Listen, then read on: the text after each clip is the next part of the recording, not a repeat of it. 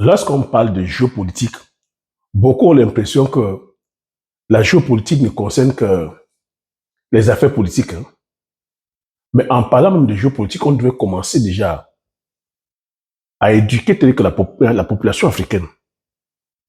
Beaucoup tel que parlent de géopolitique, mais ne savent pas que dans la géopolitique, l'économie tel que voilà, intervient.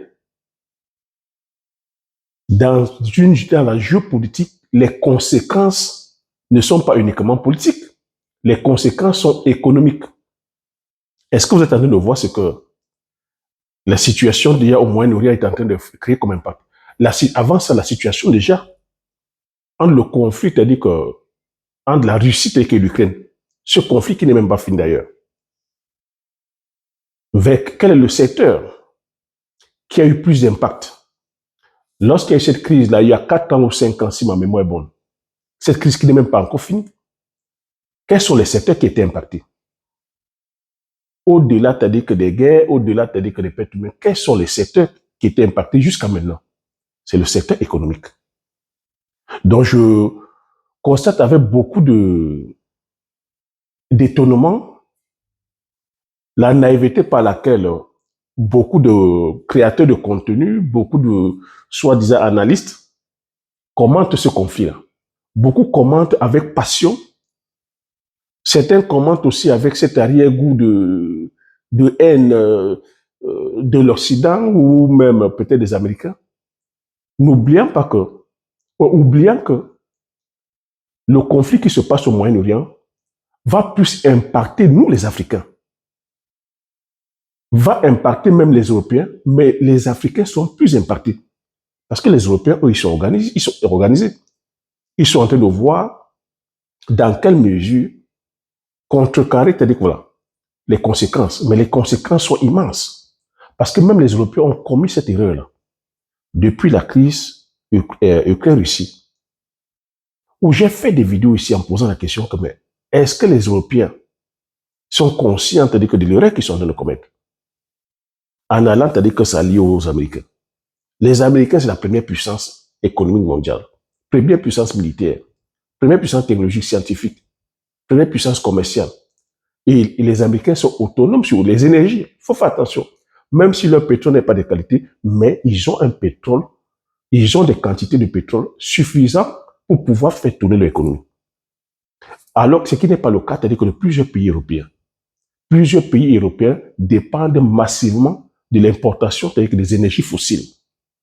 Quand on parle ici d'énergie fossile, c'est le pétrole, c'est le gaz, c'est tout ce qui est énergie fossile là. L'hélium. Sans ces énergies-là, les industries ne peuvent pas fonctionner. L'Occident, c'est-à-dire que dépend d'uranium. Vous avez vu les crises. Derrière ça, on a eu des crises aussi en Afrique, dans le secteur du Sahel, où l'AES est venu demander à ces puissances-là de déguerpir. Quelles sont les conséquences qu'on a eues directement? Il y a des conséquences sur le plan de l'embargo. C'est ça, les tensions géopolitiques, ça.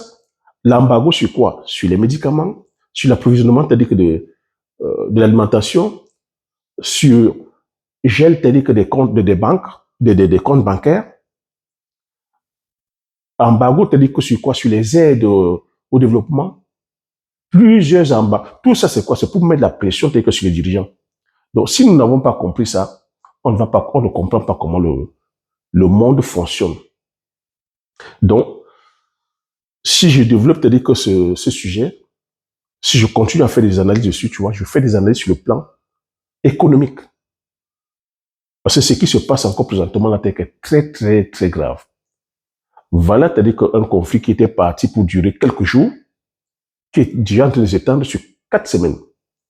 Et si ça va comme ça, c'est-à-dire que sur 2 mois, 3 mois, mais à quoi est-ce qu'on va vivre? On va vivre à l'effondrement.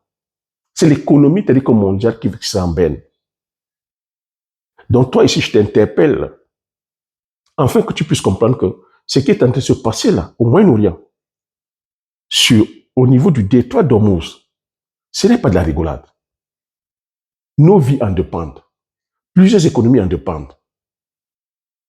Et nous parlons ici tel que sur le domaine tel que du business, sur le domaine de l'entrepreneuriat, dans les secteurs majeurs comme l'agriculture, l'élevage. J'ai développé plusieurs vidéos en disant ainsi que bientôt les agriculteurs africains vont disparaître. Bientôt les éleveurs vont disparaître. Beaucoup d'entre vous ne comprennent pas.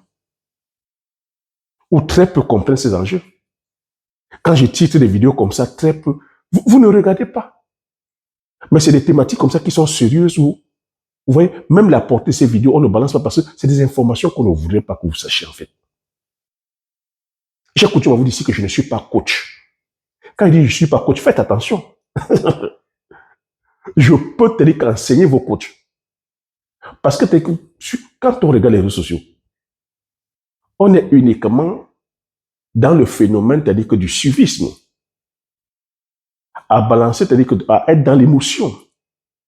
Zéro analyse concrète, zéro analyse froide, lucide, concrète, logique, tangible. Et personne ne dit que nous vous propose des solutions de sortie. Personne ne vous parle ici de l'impact que ça va causer que sur le plan économique. De l'impact que ça va causer que sur nos vies personnelles. Mais on vous dit juste comment l'Iran a bombardé, comment les Américains ont bombardé, comment l'Iran a tenté de bombarder fort. Mais oui, ces bombardements ont des impacts. Mais l'Iran s'est préparé. L'Iran prépare ce conflit depuis plus de 40 ans. Ça fait plus de 40 ans que l'Iran est persona non grata. Mais l'Iran n'est pas resté, c'est-à-dire que les bras croisés. L'Iran est resté à développer sa science, sa technologie. L'Iran est resté à développer c'est-à-dire que ses forces internes. L'Iran, c'est-à-dire que c'est un des pays où le taux d'alphabétisation est à 90%. L'Iran a le plus grand taux, c'est-à-dire que de chercheurs, des scientifiques, des deux sexes, hommes comme femmes. L'Iran développe sa propre technologie sur la moment. L'Iran a des sous-sols, c'est-à-dire hyper riches, pétrolifères, gazifères. Les matières rares, les terres rares.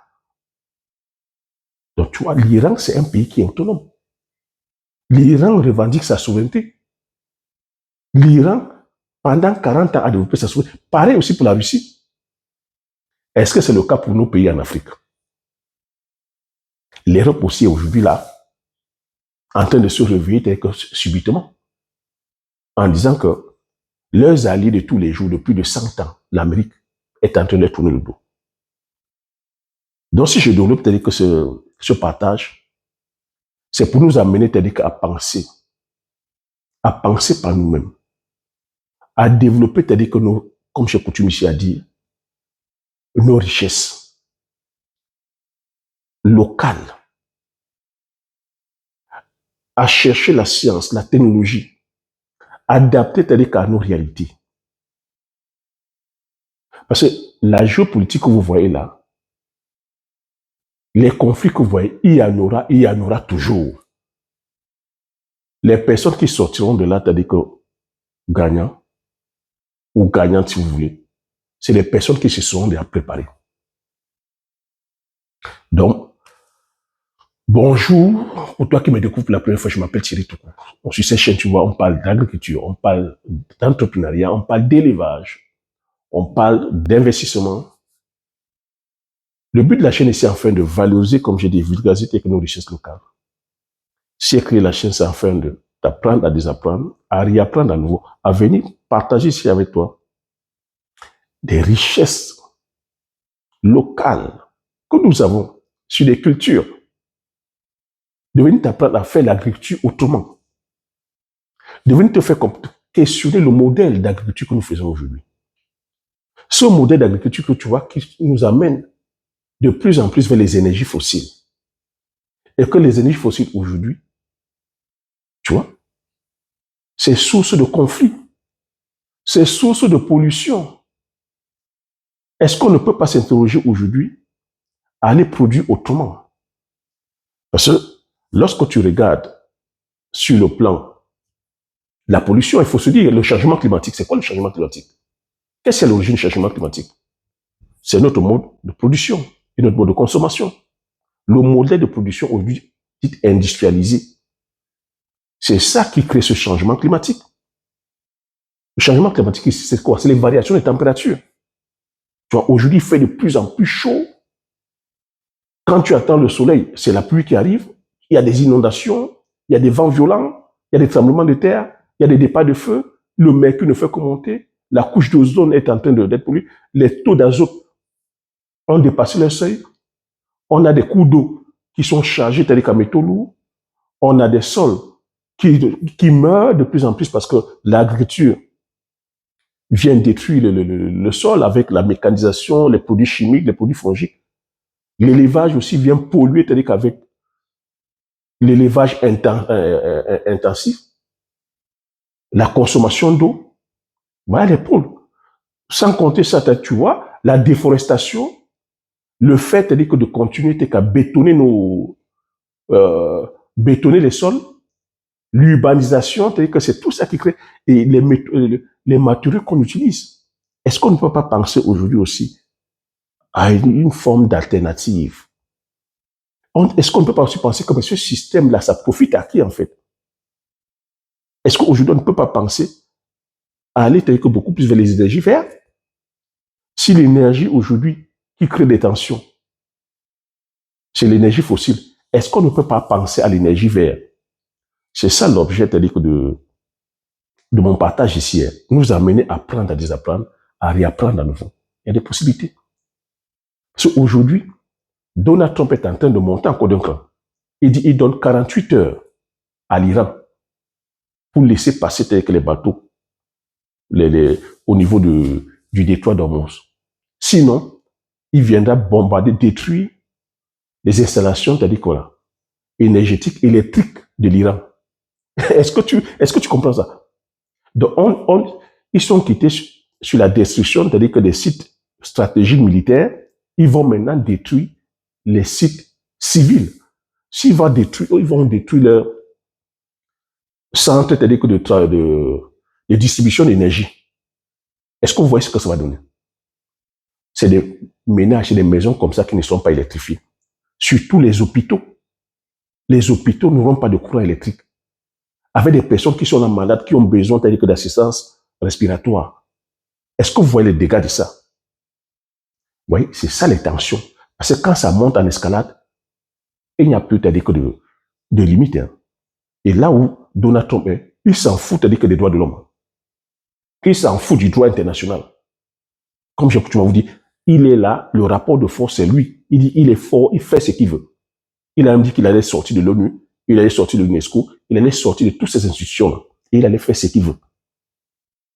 Donc, imaginons maintenant, est-ce que vous pensez que l'Iran aussi va rester blanc croisé? L'Iran aussi est en train de faire maintenant la loi du talon. Œil pour œil, dent pour dent. Tu frappes, t'as dit que ma base pétrolière, je vais aussi frapper vos bases pétrolières. Et l'Iran est en train de faire ça auprès de ses voisins ou des alliés américains. L'Iran a dit qu'il va aussi détruire tous les intérêts américains situant au Moyen-Orient. Est-ce que vous voyez là où nous sommes en train de partir là? Si l'Iran aussi va détruire maintenant les bases, c'est-à-dire quoi? Les intérêts américains. Et Dieu sait qu'il y a beaucoup d'intérêts américains au Moyen-Orient. Toutes ces grosses banques là, toutes ces grosses institutions, c'est-à-dire financières, toutes ces grosses assurances, toutes ces grosses compagnies de data center. Parce que l'Arabie Saoudite, par rapport à l'IA, était en train de construire le plus gros data center. Parce qu'elle voulait aussi diversifier, quitter du pétrole. Tu sais que tous ces pays du Moyen-Orient, c'est le pétrole, c'est le gaz. Ils ont aussi diversifié que dans le tourisme, dans les affaires, dans les services et proposer aussi une fiscalité allégée permettant aux riches, aux milliardaires de venir investir massivement chez eux.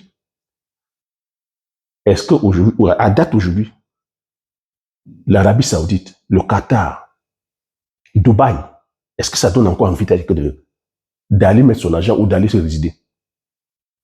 Donc, l'Iran aussi va frapper partout. Donc, dans la mer, il y a des câbles Internet qui circulent là-dedans. Ces câbles Internet font quoi? Permettent à ces pays du Moyen-Orient de pouvoir, c'est-à-dire être connectés, c'est-à-dire que H24 au niveau des marchés. Donc, si c'est les data centers qui sont frappés, si c'est les câbles Internet que l'Iran va saboter, c'est la bourse, c'est l'économie, la bourse qui va chuter. C'est l'économie du Moyen-Orient et même du monde qui va chuter. Si le détroit d'Ormuz est bloqué, ben on n'aura plus rien. L'Europe ne pourra pas être ravitaillée par rapport au gaz, au pétrole. L'Europe ne pourra pas avoir certaines marchandises. L'Asie ne pourra pas avoir son pétrole. L'Inde ne pourra pas se ravitailler par rapport au pétrole. L'Inde ne pourra pas avoir la data. Est-ce que vous savez dans quel monde nous sommes aujourd'hui? Nous sommes dans un monde hyper connecté. Que tout se passe dans les marchés. Que si on va saboter, si l'Iran va saboter Internet, c'est le monde, c'est un blackout total. Si aujourd'hui il n'y a pas d'engrais, parce qu'aujourd'hui il y a pénurie d'engrais. Pourquoi? Parce que les engrais, c'est-à-dire que l'engrais, c'est-à-dire que c'est le dérivé du pétrole, qui est le gaz. S'il n'y a pas d'engrais, c'est les agriculteurs qui ne pourront pas produire. S'il n'y a pas de pétrole, les agriculteurs ne pourront pas produire. S'il n'y a pas d'engrais, les agriculteurs ne pourront pas produire. Et s'ils ne peuvent pas produire, c'est les éleveurs aussi qui sont en danger. Parce que si on ne peut pas produire, il y aura pénurie de céréales. Aujourd'hui, que l'alimentation, c'est-à-dire que des animaux, c'est basé sur les céréales. Le maïs, le soja, le blé, le blond. Il n'y a pas. Alors imaginez que les Africains, tous ceux qui sont aujourd'hui sont lancés dans l'élevage, peu importe, c'est-à-dire que ton cheptel, si tu n'as pas l'alimentation, tu fais comment? Il n'y aura pas de produits. Parce que plusieurs médicaments sont faits à base, c'est-à-dire que du pétrole. Ces vaccins, ces antibiotiques, c'est des dérivés du pétrole. S'il n'y a pas, c'est les éleveurs aussi qui sont KO. Ce que je vous dis là présentement, beaucoup d'éleveurs sont en train de ressentir des pénuries en matière d'aliments. Parce que nous, on importe tout. Et s'il y a comme ça pénurie, ça veut dire que les prix sont élevés. Il y aura inflation. Inflation, ça veut dire que les prix sont élevés. Et ces répercussions ça va se ressentir dans le panier des ménagères, les consommateurs. Donc les consommateurs aussi sont en train de vivre ça. Cherté telle que de l'alimentation a fait du fois 10, du fois 20. Les prix du loyer ont augmenté, le prix de l'électricité a doublé, voire triplé, le prix du gaz a doublé, triplé, le prix du transport a augmenté. Parce que oui, tout ça, ça a des impacts. Et ces impacts-là, ça vient impacter le consommateur. Pendant que toi, tu es là, tu commentes le conflit, tu vois que les premières victimes, c'est nous, en fait. Voilà comment plusieurs éleveurs vont déposer bilan. C'est pour ça que je suis venu, lorsque j'ai créé cette chaîne, j'ai dit que c'est une aberration. Pour nous, Africains, qu'on soit toujours là dépendants de la production extérieure. Qu'on soit toujours là en train de consommer ce que les autres produisent. Qu'on soit toujours là en train de consommer les sciences et les technologies. C'est pour ça que je veux dire, mais comprenons comment la géoéconomie fonctionne. C'est quoi la géoéconomie? Je vous parle ici de géopolitique, de géoéconomie, de rapport de force. Ce n'est pas pour rien. La géoéconomie ici, c'est chaque pays sérieux se doit de pratiquer la géoéconomie. Chaque entreprise sérieuse se doit d'intégrer la géoéconomie. Parce que c'est le système qui te permet de maîtriser l'économie, ton économie locale, ton industrie, ta technologie, de maîtriser sur le plan local. Et après, de pouvoir aussi impacter l'extérieur. Donc, ce sont nos pays qui devraient être en matière de géoéconomie, mettre des stratégies. Ces stratégies, c'est quoi? C'est des lois. c'est des règlements, c'est des normes même protectionnistes. C'est de développer telle que la science, la technologie, développer des stratégies marketing afin de pouvoir dominer ton économie locale. Et penser maintenant expandre. Donc ce que les Occidentaux font, c'est normal. Ce que les Chinois font, les Américains, les Français, c'est normal, c'est la géoéconomie. L'offre et la demande. Alors si nous sommes là à dormir, à ne rien faire, nous ne sommes pas des stratèges, on n'est que là dans le mimétisme, dans du copier-coller, et un copier-coller bête, idiot, où on ne réfléchit pas, où on va prendre la technologie sans apporter d'innovation. Ben, c'est nous qui sommes les mougous dans le film. Et comme nous sommes dans un monde de rapport de force, ils nous bloquent. Donc voilà la situation qui est là présente. Les éleveurs vont faire comment? Et il n'y a pas de céréales. Parce que pour aller produire des céréales, il faut de l'engrais. Il faut les pesticides, il faut les nématicides, il faut les fongicides, il faut de l'herbicide, il faut de l'eau à gogo, il faut du pétrole, il faut du gaz, il faut l'électricité. Et tout ça, aujourd'hui, les coûts sont exorbitants. Donc, vous voyez que les entrepreneurs que nous avons en Afrique, et même ceux qu'on suit sur les réseaux, personne ne vous parle du coût de production. Tous sont là dans le mimétisme, dans le copier-coller, dans la récitation, à flatter les algorithmes. Moi, au bout de 5 ans, vous voyez, ici, je vous parle de stratégie, de géostratégie, de géoéconomie, de géopolitique, de stratégie dans le business. Je vous demande ici qu'on se réinvente, qu'on ait produit nos richesses locales. Nos richesses. Est-ce que vous comprenez maintenant pourquoi? Qu'on commence petit, mais qu'on vise grand. Mais nos entrepreneurs, je dirais même les pseudo-entrepreneurs, ont la folie de grandeur. Non, on doit aussi aller faire comme eux. On va aller produire sur 1000 hectares. On doit aller produire sur 10 000 hectares. Mais sans avoir la politique des moyens. J'ai commencé, c'est en vous disant, pour les éleveurs, allons produire les poules locales. Commençons de façon stratégique. Avec, c'est-à-dire que 10 poules ou 20 poules. Tu commences, c'est-à-dire que ton petit cheptel. Ça te permet, c'est-à-dire que d'avoir la maîtrise sur l'alimentation. J'ai même incité, dit ici, c'est aller produire tes clés. Le manioc, le macabo, le taro, la banane plantain, l'igname, le sorgho, le mil. Afin de pouvoir transformer ça en farine panifiable et même pour aliments pour nos animaux, afin qu'on puisse être autonome. Est-ce que vous comprenez la stratégie? Mais beaucoup n'ont pas compris. Beaucoup vont se dire, mais c'est quoi ce raisonnement de blédard? Comment ils peuvent venir nous parler de manioc pendant qu'on nous parle de blé? Mais je vous répète là maintenant que là où nous sommes en train d'aller, les dirigeants politiques qui n'ont pas prêté que cette situation à bras le corps, chez nous en Afrique, on ira encore supplier Poutine pour qu'il nous donne du blé. Parce que le grand gagnant dans tout ça, tout ce qui est en train de se passer là, c'est Poutine qui sera encore gagnant. Parce que la tension aujourd'hui sur le plan énergétique, Poutine, la Russie, c'est que c'est l'un des pays, un grand pays de production, c'est-à-dire que d'énergie fossile, de pétrole, de gaz, d'engrais. L'erreur que les Européens ont fait de tourner le dos à la Russie, de ne plus acheter leur pétrole, de ne plus acheter leur gaz, de ne plus acheter l'engrais.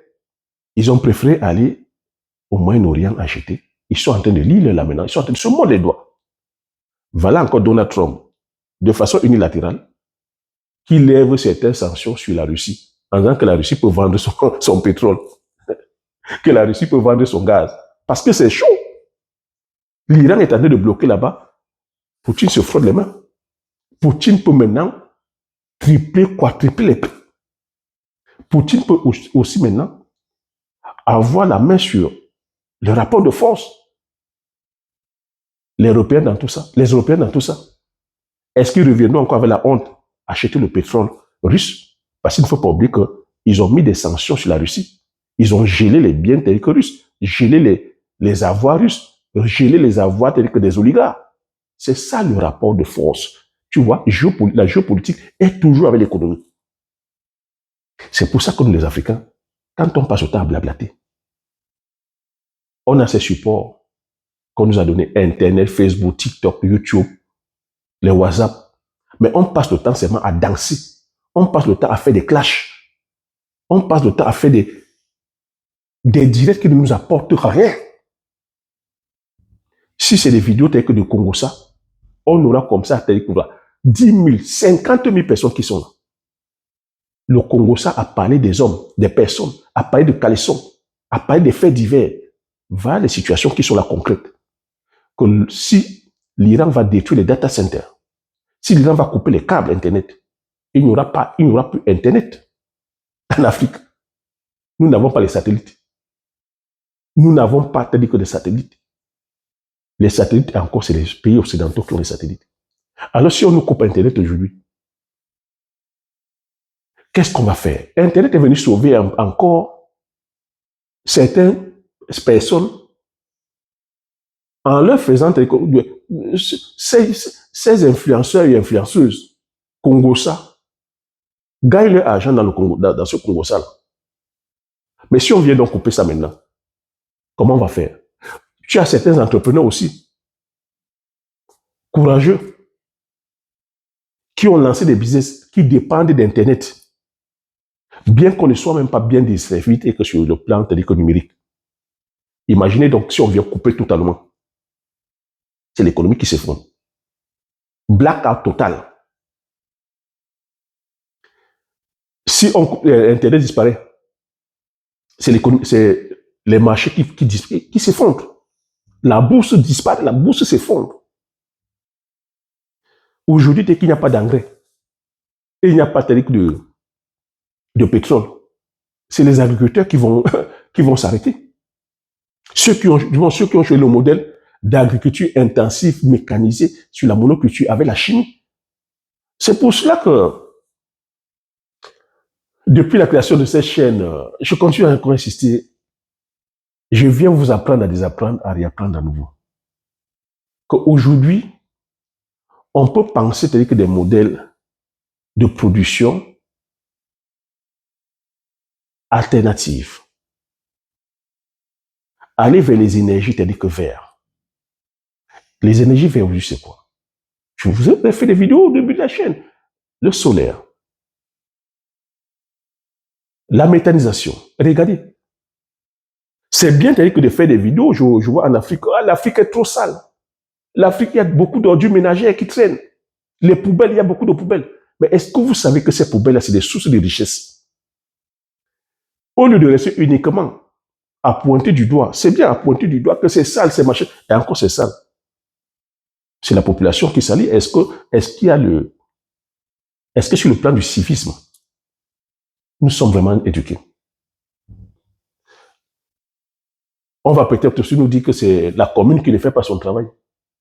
Oui, là derrière, quand toi tu prends la saleté, tu vas mettre par terre, il y a un problème.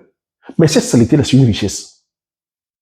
Parce que toutes ces saletés, il suffisait juste que quelqu'un de courageux, un entrepreneur courageux, ou même les investisseurs, et ça encore c'est de savoir, que c'est des mines d'or de richesse.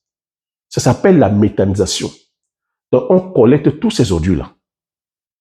Toutes ces poubelles-là, cette saleté ménagère, on collecte, on va méthaniser. Ça veut dire qu'on crée des biodigesteurs qui vont transformer cette saleté-là. C'est les batteries qui vont donc, tu vois, les batteries qui vont transformer cette saleté en gaz. Voilà, on parle de pénurie de gaz. Voilà comment on pouvait avoir du biogaz. Moins cher. Et ce gaz-là, on peut transformer ce gaz en électricité. Électricité verte. À qui est-ce que je parle? Voilà encore des opportunités immenses de business que je donne. Au lieu de courir, si tu as vu quelqu'un aller faire élevage de poulets de chair, 200 poulets, tout le monde va copier. Tout le monde est allé faire élevage de poulets de chair. Mais tu vas faire élevage de poulets de chair, tu n'as pas le contrôle sur les intrants. Tu vas faire élevage de porc, tu n'as pas le contrôle sur les intrants. Parce que les intrants, c'est quoi? C'est le maïs, c'est le soja, c'est les sels minéraux, c'est le blé, c'est les vitamines, c'est les poussins. Tu n'as pas le contrôle. Tu vas aller construire des bâtiments comme ça, à hauteur de centaines, de plusieurs millions.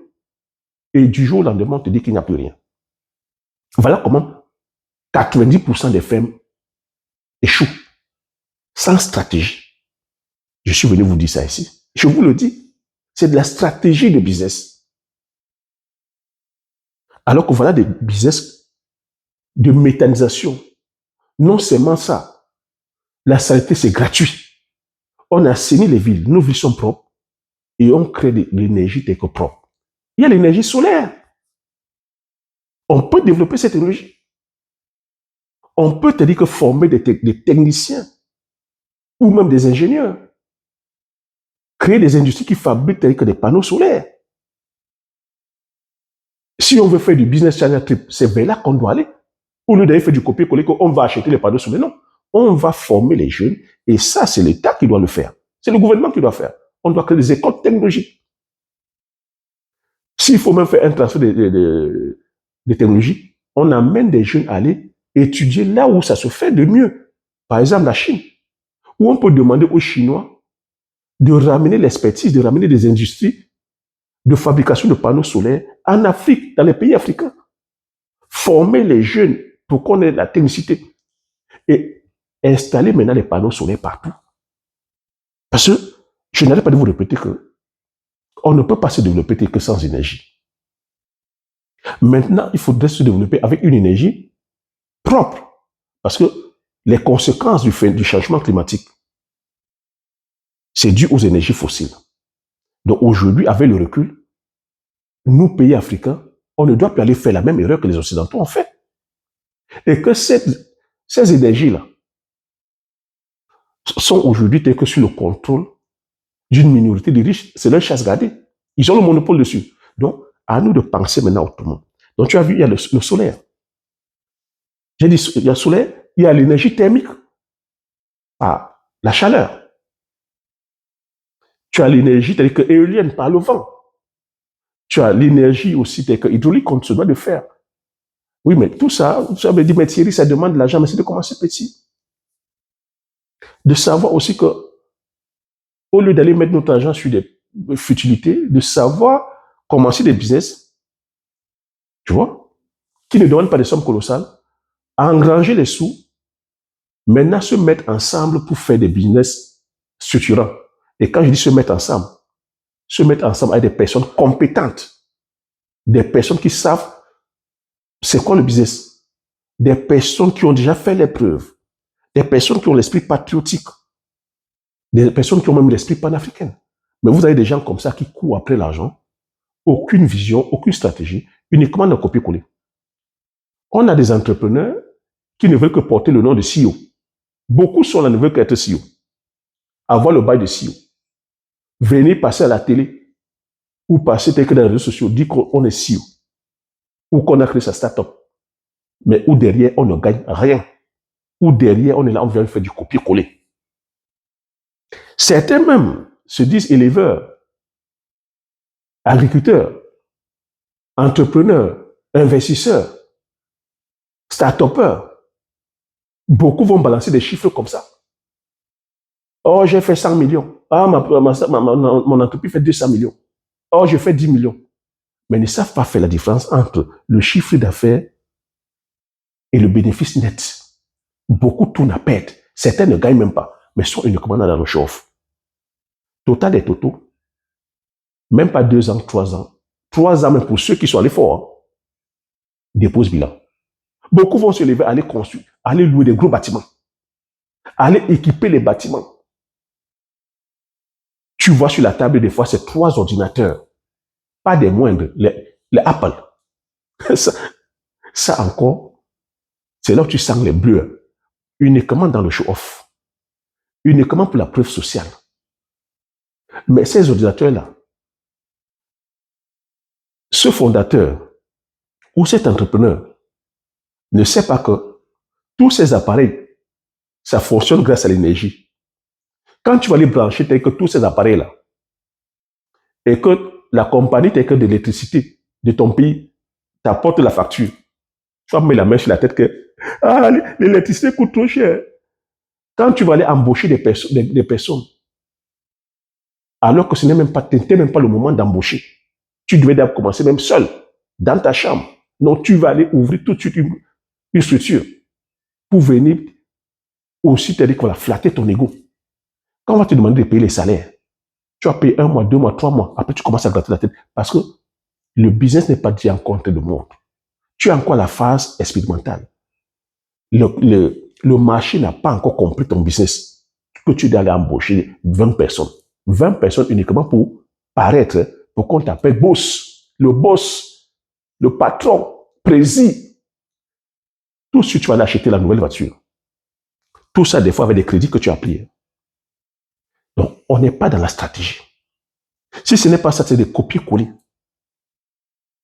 Beaucoup là sont là, vous les voyez. C'est du copier-coller. Copier-coller ne cherche pas à comprendre le système, ne se forme pas. Ah, parce qu'on a vu Thierry aller faire le poivre. Ah, parce qu'on a vu Thierry aller faire le palmier à huile. Parce que Thierry a dit qu'il fallait faire l'élevage de poules locales. Aller faire le manioc, le macabre. Vous avez vu, plusieurs sont allés créer des chaînes YouTube. Beaucoup se lancent dans le manioc. Mais on se doit de se lancer par stratégie. Et moi, c'est la peine que je prends depuis 5 ans pour partager la stratégie. Beaucoup vont aller échouer, vont dire que non, ça ne donne pas. Parce qu'on est dans le copier-coller.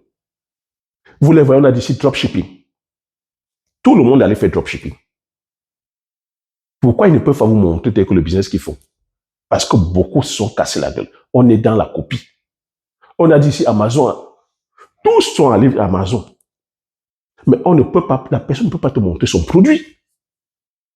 Et toi non plus, tu ne veux pas aller payer le prix de la formation, de la patience, parce que c'est long et les gains ne sont pas rapides. On se casse la gueule et on abandonne. On a parlé ici que de Yango. Tout le monde allait sur Yango. On parle ici de VTC. Tout le monde va sur VTC. Maintenant, c'est Business Channel Trip. Tout le monde va sur Business Channel Trip. Mais on a l'impression que les Africains ne réfléchissent pas en fait. Quelle est la stratégie qu'on met en place en fait? Dans quelle stratégie? Uniquement le copier-coller. Donc, je viens vous faire comprendre qu'on se doit de penser autrement. Moi, je parle d'agriculture. Mais tu vois que je ne parle pas d'agriculture comme monsieur, madame, tout le monde. Et je veux dire que tous ceux qui parlent d'agriculture ici, les personnes qui ne sont pas en train d'avoir la vision que... J'ai dit, c'est une question de temps. Je veux dire, le modèle d'agriculture industrielle, intensive, mécanisée sur la monoculture, céréales, basée sur la chimie, le pétrole, la mécanisation, l'herbicide, c'est un modèle qui est voué à l'échec. C'est un modèle que très peu d'Africains peuvent faire. Et je mets au défi les Africains qui parlent de ce modèle, mais que les personnes nous montrent leur plantation de 200 hectares, de 300 hectares. Que les personnes nous montrent comment ils sont sur les tracteurs coûtant 300 000 euros, sur les machines de batteuse coûtant 500 000 euros. Que les personnes nous montrent les silos, les fermes. Vous voyez, on est dans la distraction. Moi, je vous parle, je produis sur 60 hectares. Et mes choix de culture ont été faits de façon stratégique. Le palmier à huile, c'est une culture stratégique, importante pour les Africains, importante même pour le monde, parce que l'huile de palme est incontournable dans toutes les industries. La culture du poivrier, c'est stratégique. C'est la première épice la plus consommée au monde. La troisième culture la plus rentable au monde. Donc, si on veut gagner de l'argent, c'est là-dedans. Et chaque chose que je cite, ça demande très peu de mécanisation. Le poivrier, c'est manuel. C'est ça qui rend ça encore rentable. Et qu'on peut produire encore de façon naturelle.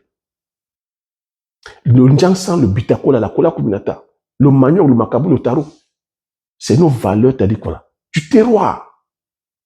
Tu vois? Je ne suis pas allé entreprendre par mimétisme. Et c'est pour ça que très peu d'entre vous, dès que vous allez venir, ne viendront que les visionnaires.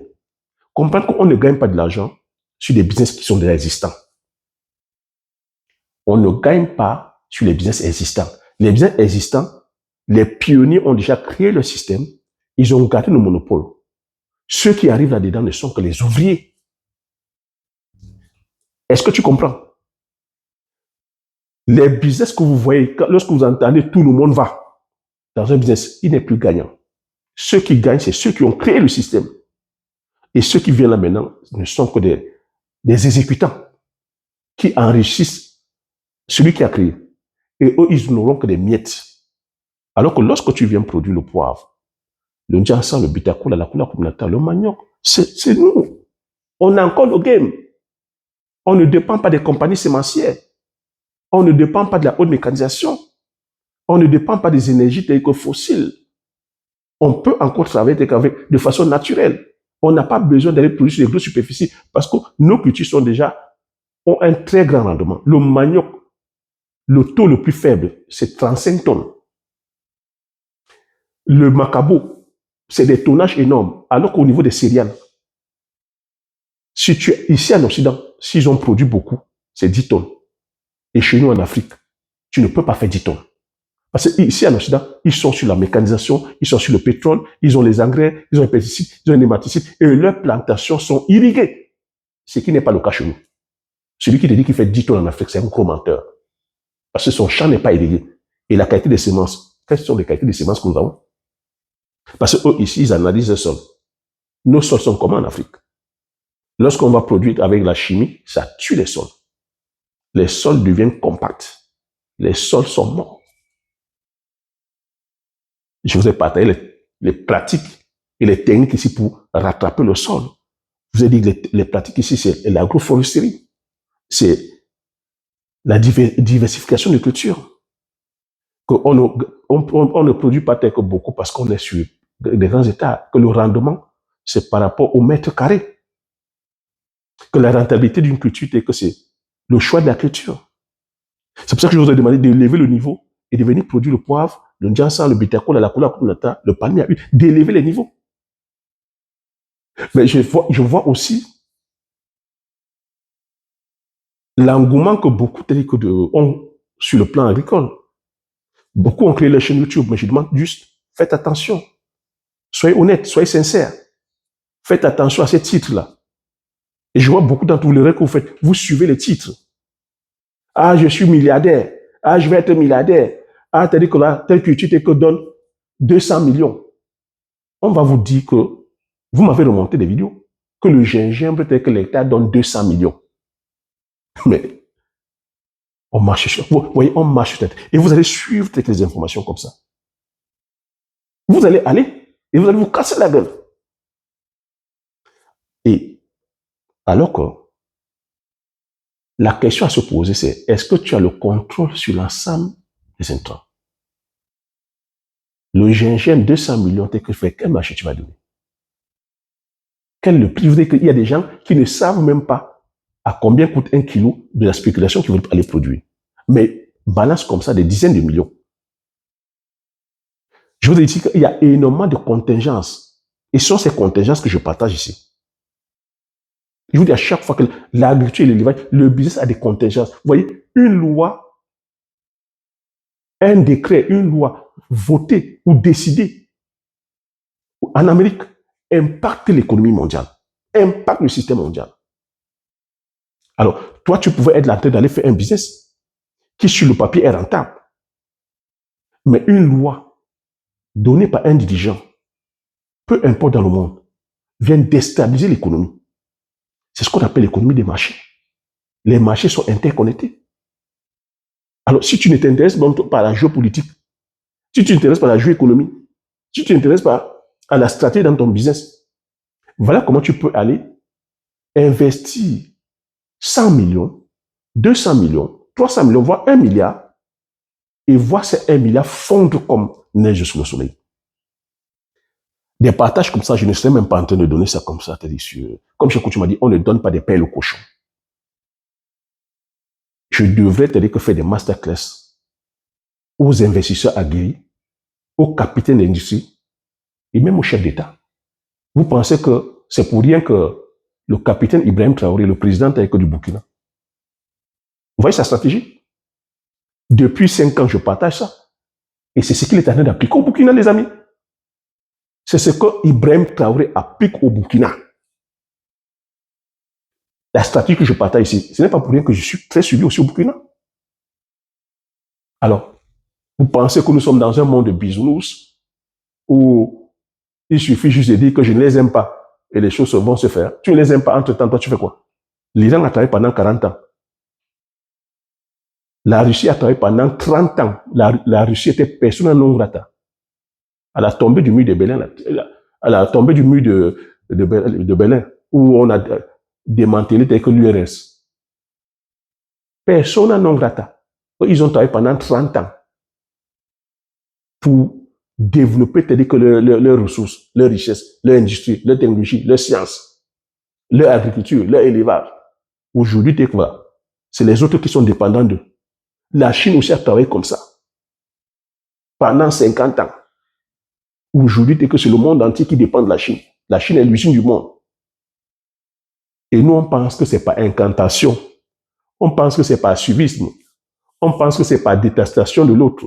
On pense que ce n'est pas la haine, pas la jalousie, pas le tribalisme. Que quand ton frère ou ta soeur monte un business, tout ce que tu viens copier, tout ce que tu viens jalouser. Au lieu de comprendre comment tel que le business fonctionne, de voir comment vous pouvez mutualiser tel que vos énergies, votre intelligence, afin de pouvoir innover et dominer votre marché local. Et pensez maintenant aussi impacter l'extérieur. Non, tu viens tout de suite jalouser, casser. Et pour revenir faire la même chose, les mêmes bêtises. Et c'est pitié. Ta soeur braise le maïs ici. Tu vas voir, l'autre va venir braiser encore le maïs.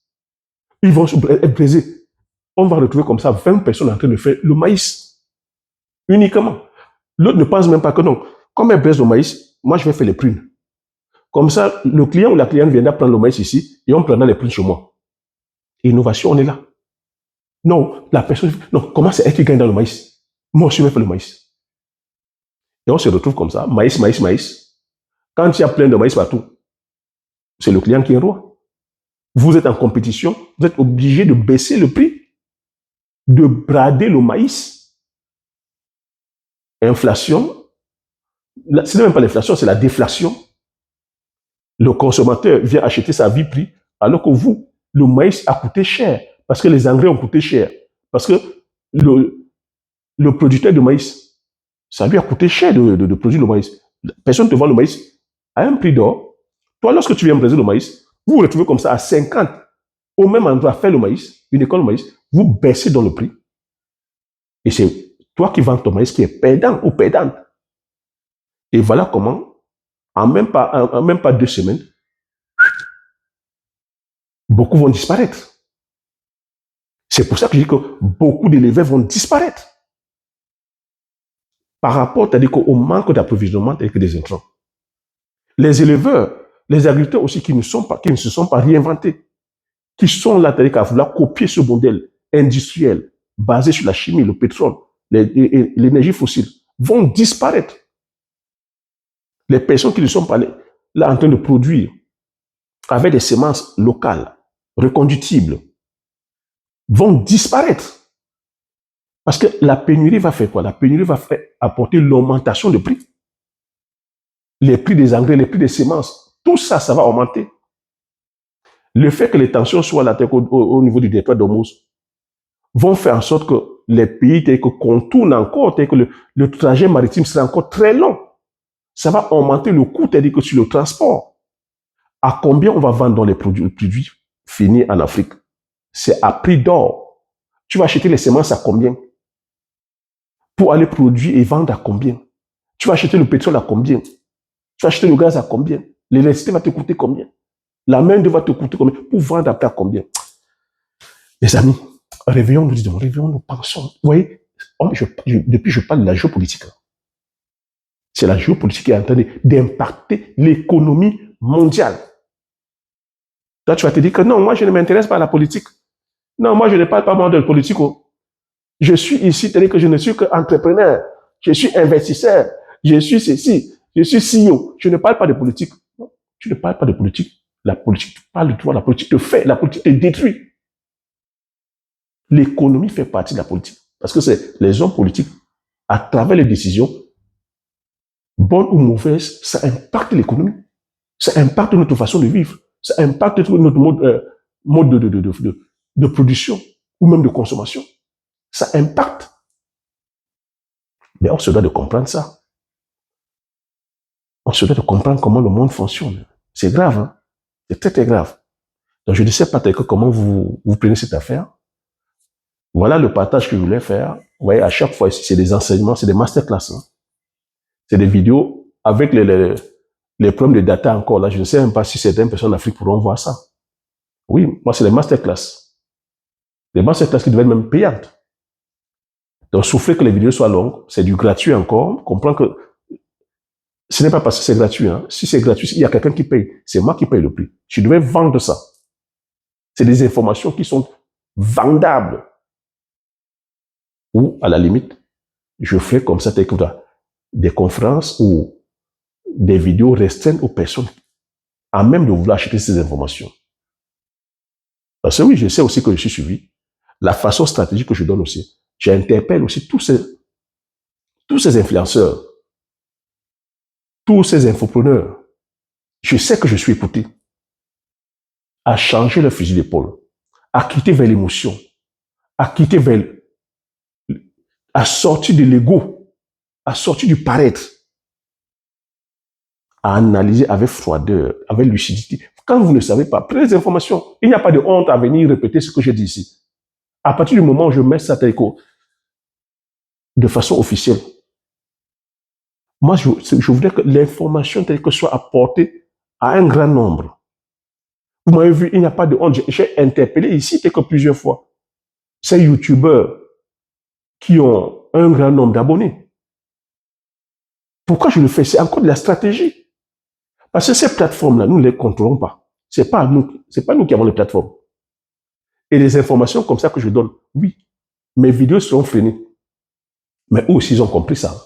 Ils ne vont pas donner pour plusieurs raisons. Ah oui, mais si je parle de ça, ben, ça va plutôt mettre Thierry en avant. Ça va mettre la chaîne de Thierry en avant. Grosse erreur. Ah, si je parle de lui, ben, on dira que c'est lui qui se lui mettre. Grosse erreur. Vous voyez, c'est là où on n'avance pas. C'est là où je dis que ils sont petits, quoi. Et des fois aussi, c'est parce que c'est des personnes qui n'ont rien apporté derrière. C'est des coquilles vides. Alors, venir parler, mettre l'autre en avant, on va découvrir les supercheries. Mais comme moi, j'ai coutume dire, la vérité n'a pas de longue jambe. Laissons le temps au temps. Plusieurs sont en train d'imploser. Plusieurs ont disparu. Plusieurs sont venus faire leur meilleur copain ici que ça ne marche pas. Mais alors que vous pouvez venir avec humilité, voir les personnes qui savent déjà faire et demander comment ça se passe. Afin de pouvoir faire. Moi, je viens vers eux. Pourquoi? Parce qu'ils ont la portée. Je sais que beaucoup ne sont pas dans la vie, mais c'est la portée. Et mon but ici, ce n'est pas de venir tirer sur les gens. Parce que ces plateformes ne nous appartiennent pas. On se doit d'utiliser ça à bon escient. Si on est là à condamner les nôtres, à dire qu'on passe le temps à danser, on passe le temps à s'écouler, on passe le temps à Congo ça, mais on ne va pas passer le temps aussi à nous clasher. On doit être plutôt là à pouvoir, c'est-à-dire, faire en sorte que la communauté grandisse. Si on tient vraiment la communauté, si les personnes tiennent vraiment la communauté, mais beaucoup ne sont que là pour leurs intérêts personnels, pour flatter leur ego, pour paraître. Et on va mettre comme ça, c'est-à-dire qu'en saupoudrage, la communauté, le panafricanisme, le fait qu'on soit, je ne sais pas, makémite, tout ça, c'est du blablabla. C'est du blablabla pour endormir les âmes sensibles. Si on veut vraiment performer, on se doit de chercher, d'être compétent, de chercher la compétence, de comprendre comment les autres ont fait, de savoir s'adapter, contrôler des systèmes. Et on a contrôlé notre économie et impacter aussi les autres, avoir notre énergie et impacter aussi les autres. Si nous ne sommes pas dans ça, nous ne sommes que dans le bavardage. Et si on pense qu'on ne va que faire le copier-coller, je sais comment nous avons fini. Je sais comment la plupart d'entre eux vont finir. Certains sont même déjà tels que tels. On va commencer comme ça de sauter de coq à l'âne. On fait ici, on laisse. On fait là-bas, on laisse. On fait. Il ne faut pas confondre le fait d'être en mouvement par le progrès. Beaucoup pensent que, et beaucoup d'Africains pensent que, ah, on a vu, il fait ça, il fait ça, il fait ça. Les personnes sont en mouvement, mais personne ne progresse pas. Parce que si tu viens interroger la personne, qu'est-ce que tu fais concrètement? Il n'y a rien. Mais on est comme ça partout. Et j'ai compris aussi une chose. On n'a pas envie de payer le prix. L'Africain te dit que ne veut pas faire l'effort. Et ces coachs-là ont compris que vous ne voulez pas faire l'effort. Eux-mêmes, ils ont essayé l'effort, ça les a dépassés. Ils ont compris que l'Africain ne veut pas faire l'effort. L'Africain veut la facilité, le gain rapide. L'Africain est dans la cupidité. Et on vous multiplie comme ça, c'est-à-dire que les business de Ponzi. Mets ton argent ici, va dormir, tu viendras prendre 500%. Mets ton argent là-bas, tu dors, ça va produire que dans 10 ans, tu viens prendre. Je viens te faire comprendre ici que l'économie mondiale va s'effondrer. Là, le baril de pétrole passe à $200, c'est l'économie mondiale qui s'effondre. Et quand ça s'effondre, c'est tout le système qui s'effondre. Les marchés, la bourse. Donc, quand on te dit que tu vas dormir dans 50 ans, dans 30 ans, tu vas venir prendre. Dans quelle économie? Une économie aujourd'hui qui est incertaine, où la volatilité, c'est que ça donne les tournis, où il n'y a pas de certitude, où même toi, sur le plan de l'emploi, où aujourd'hui, il n'y a pas de garantie d'emploi. Avec cette incertitude-là, tu peux te lever un matin, tu reçois un courrier où ton patron vient te dire que non, l'entreprise va fermer. Aussi brutalement que l'entreprise va fermer pour les problèmes que je viens de te citer là. Tension énergétique, tension sur l'obtention des matières premières, les tensions, même aujourd'hui sur le plan numérique. Si les personnes n'ont plus Internet, comment est-ce qu'ils vont faire pour commercer? Tension sur le plan, c'est-à-dire que voilà, les banques, les personnes, avec l'inflation, les crédits ne sont pas... on ne donne plus les crédits. Comment l'entreprise va faire pour pouvoir honorer, c'est-à-dire que c'est honorer ses clients, payer ses factures? Chômage. Si tu es en chômage, tous les pays aussi vont mal. C'est l'effondrement économique. Comment tu as dit que ta retraite sera garantie si tu es en retraite? Comment tu vas vivre? C'est pour ça que je vais vous faire comprendre qu'on se doit de se réinventer en fait. Diversifier tes actifs. Aller vers les actifs tangibles et réels. L'agriculture, c'est un actif tangible et réel. Mais maintenant, fais une agriculture pensée, pas dépendante du système. Aller vers la terre, venir produire les cultures du terroir. Les cultures sur lesquelles on a le contrôle sur les semences. Sortir du bullshit que c'est les semences améliorées qui font en sorte qu'on produit plus. Non, le problème n'est pas la productivité. Le problème ici, c'est, comme je t'ai dit, la technique d'association de cultures. Lorsque tu associes plusieurs cultures, tu as un grand rendement par rapport à celui qui fait dans la monoculture. Le problème ici, c'est les choix de culture. Le problème ici, c'est d'avoir une économie où tu sais ton marché local afin de sortir des pressions extérieures. Parce que ceux qui ont les semences, ceux qui ont déjà le monopole sur la distribution, sur les banques, sur le pétrole, sur le gaz, sur les énergies, ils ont le monopole. Et ces monopoles, c'est des rapports de force.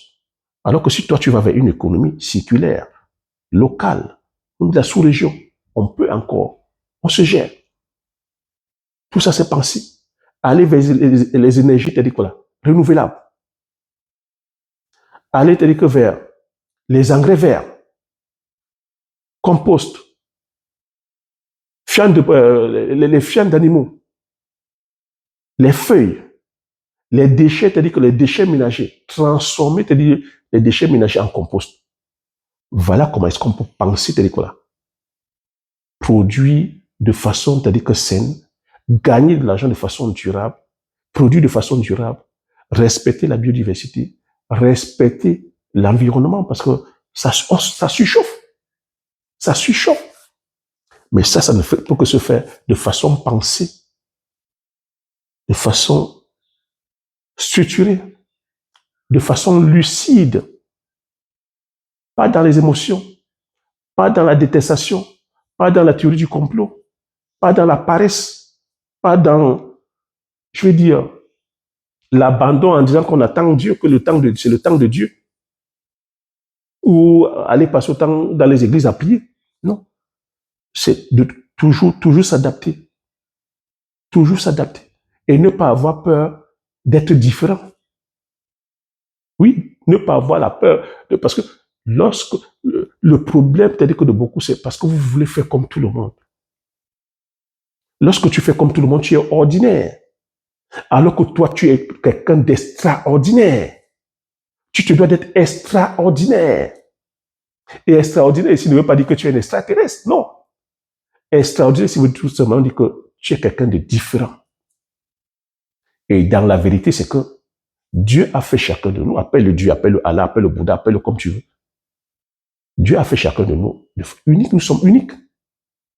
Nous sommes différents. Pourquoi tu vas aller faire comme tout le monde alors que tu peux faire différemment? Et faire différemment maintenant va te passer dans le cap de quelqu'un d'extraordinaire. Oui, je suis quelqu'un d'extraordinaire parce que je ne produis pas comme tout le monde. Ce n'est pas tout le monde qui fait le poivre, le jansan, le bitacol, la cola coconata, le palmier à huile, qui a l'usine, qui fait le manioc, le macabo, le tarot, et qui a cette philosophie que je partage. Questionne. Tu es dans les réseaux, tu es sur Internet. Combien de personnes que partagent la philosophie que je partage, l'idéologie que je partage? C'est pour ça que ça fait de moi quelqu'un d'extraordinaire. Je n'ai pas foi aux yeux de le dire. Ça fait de moi quelqu'un de différent. Parce que je suis différent, je suis extraordinaire. Alors que le système a amené veut amener plusieurs d'entre vous à être ordinaire.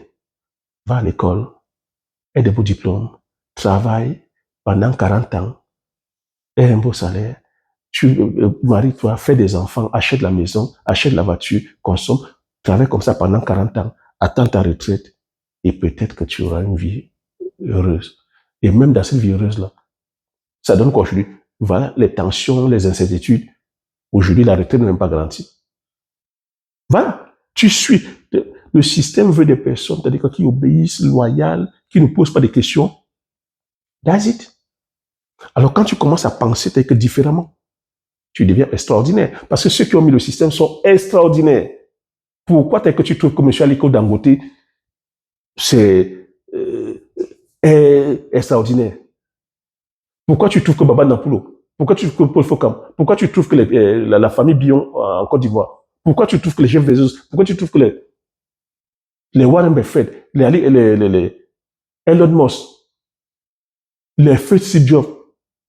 Pourquoi tu trouves que les Mark Zuckerberg sont extraordinaires?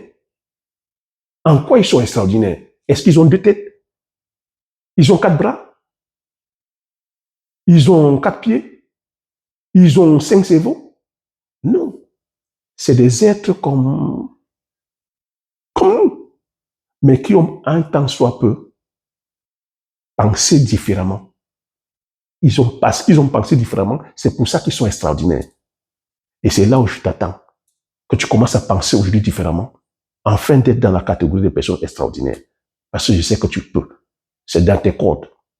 Mais maintenant, c'est à toi de sortir de ta zone de confort, à sortir du candidaton, à sortir de ce que les autres vont penser, à sortir du fait que on va te juger du jugement des autres, à sortir du regard des autres, à refuser d'attendre la validation du groupe, à refuser d'attendre qu'on t'applaudisse, à travailler en silence, à travailler dans l'ombre, accepter l'humiliation que ça peut être, qu'on ne soit pas en train de t'applaudir, souffrir du fait que tu vois les autres en train de paraître, du fait du show-off, du fait du m'as-tu vu, à gonfler les épaules qui sont si hauts, à brandir les clés de voiture, tout ça dans le crédit.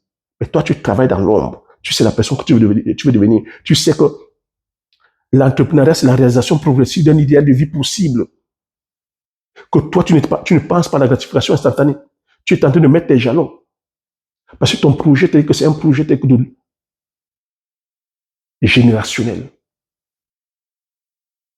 Que l'héritage que tu veux laisser, c'est un héritage qui va profiter aux enfants de tes enfants. Que toi, tu es là à vouloir venir chasser la pauvreté à vie dans ta famille. Tu n'es pas là que pour l'intérêt personnel égoïste, où tu veux manger, et après, que les autres ne mangent pas. Tu viens créer une richesse durable qui va impacter l'économie de ton pays. Tu viens laisser une trace. Tu viens laisser une trace, changer la vie des gens par un service, par un produit. Pour cela, ça demande de la patience, ça demande de la connaissance, de te former. Ça demande de l'humilité, ça demande de l'intégrité, que ta parole, ce que tu dis, c'est ce que tu fais. Ça demande, c'est-à-dire que de la discipline. Oui, parce que ça ne va pas être facile. Tu vas tomber, mais il faudra se relever à chaque fois. Te poser la question, mais pourquoi est-ce que tu es tombé? Chercher à comprendre pourquoi est-ce que tu es tombé. Ne pas accuser les sorciers. Ne pas chercher les raccourcis. Payer le prix du travail. Aimer le travail.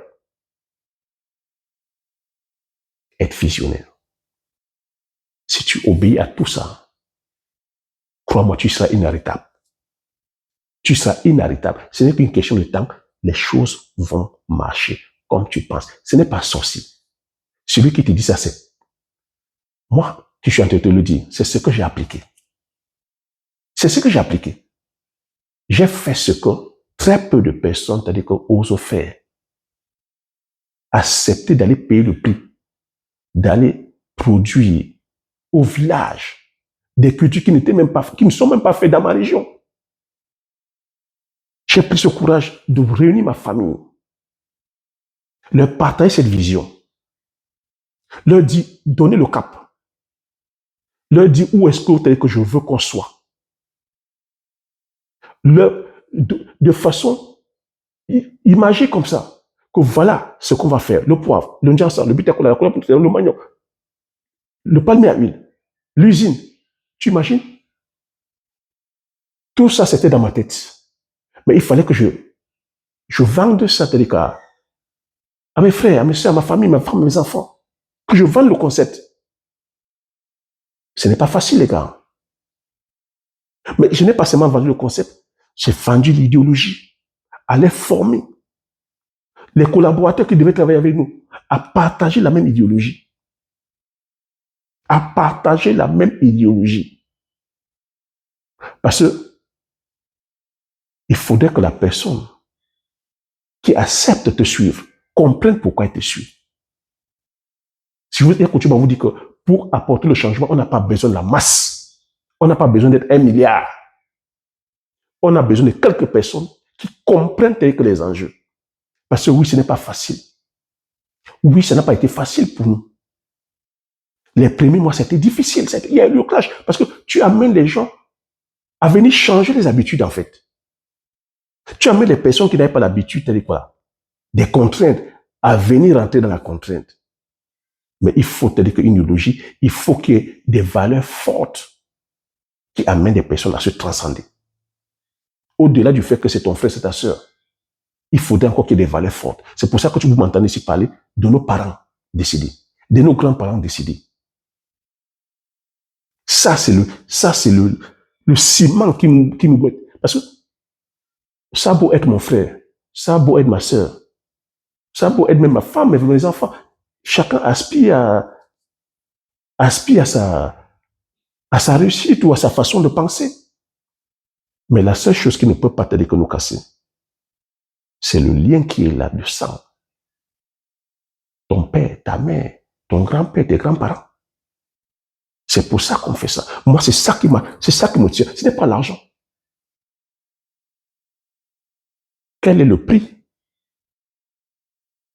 que peut valoir, c'est-à-dire que l'honneur de tes parents, l'honneur de tes grands-parents, l'honneur de ta famille, le fait, c'est-à-dire que de venir couper la pauvreté à vie dans ta famille.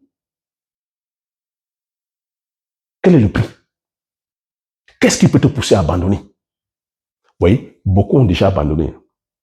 Beaucoup abandonné. C'est pour ça qu'on ne fait pas de grandes choses, en fait. C'est pour ça qu'on n'innove pas. C'est pour ça qu'il n'y a pas de personnes extraordinaires. Les gens sont dans l'ordinaire. Manger, chier, puis mougou, terminé. Et après, on est dans le Congo, ça, l'oisiveté, on parle de la vie des autres. C'est pour ça qu'on peut passer le temps à parler de Samuel Eto'o. Samuel Eto'o a décidé d'être extraordinaire. Moi, j'ai vu les débuts de Samuel Eto'o. J'ai vu les débuts de Samuel Eto'o. Samuel Eto'o balayait la salle de cinéma de mon oncle au cinéma Les Palmiers.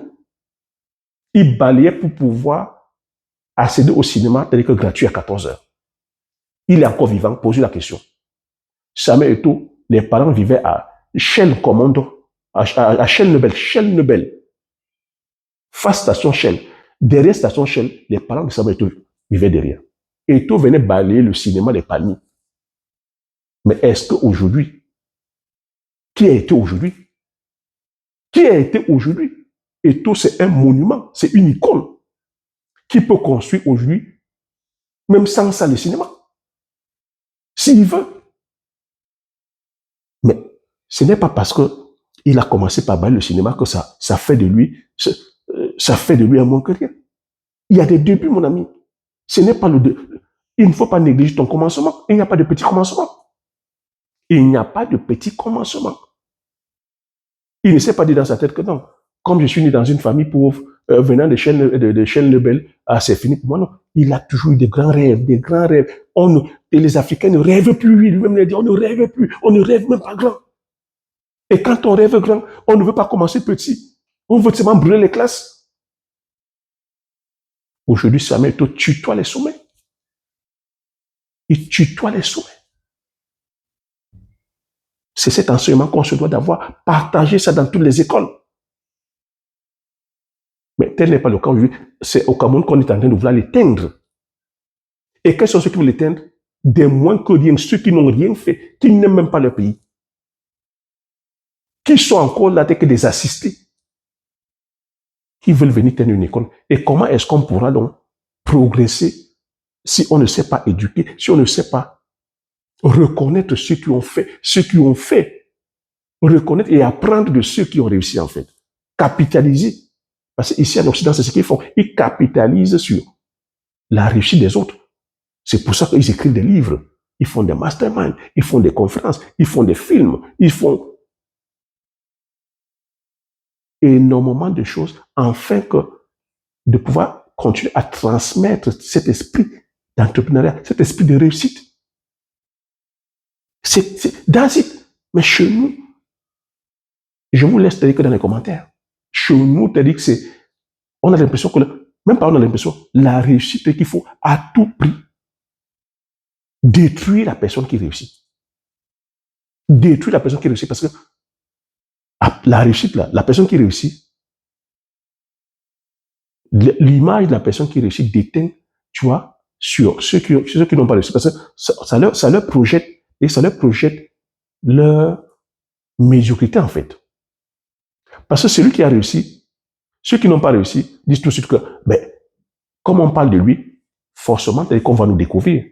Donc, ça projette la médiocrité de ceux qui n'ont pas réussi. Alors que ce n'est pas ça. On doit être fier de voir ceux qui ont réussi. En disant que, si lui, il a réussi, c'est une bonne chose.